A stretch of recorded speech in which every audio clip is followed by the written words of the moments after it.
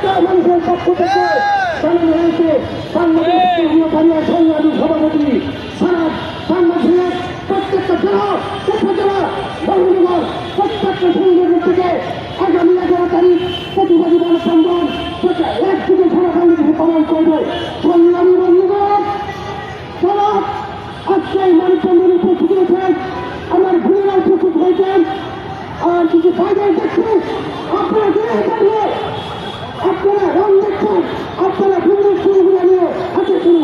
বন্ধুগণ, আমরা জনগণকে জানাচ্ছি যারা ঐতিহাসিক এই প্রতিবাদী মানববন্ধনে উপস্থিত হয়েছেন, এখন বক্তব্য রাখেন সারা বাংলাদেশের একমাত্র নেতা বাংলাদেশ কেন্দ্রীয় পরিবার সংগ্রামী সভাপতি, যিনি দিনের পর রাত দিনের পর দিন আজকে নিজের পকেটে টাকা খরচ করে প্রত্যেকটা জেলা উপজেলা বিভাগ মহানগরে নিয়ন্ত্রণে ছুটে চলেছেন।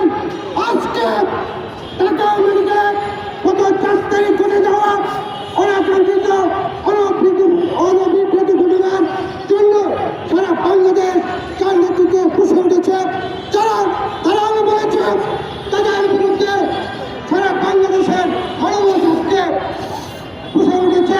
আমাদের প্রিয় নেতা প্রিয় অভিভাবক 2,30,000 মেডিকেল রিপ্রেজেন্টেটিভ একমাত্র নেতা যারা হাবিবুর রহমান হাবিব এখন আপনাদের সামনে গুরুত্বপূর্ণ বক্তব্য প্রদান করবেন।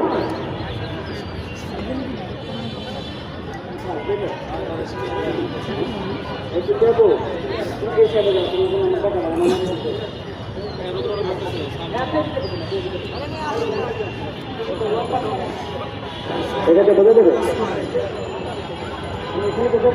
এখানে করবো, আচ্ছা ঠিক আছে এখানে।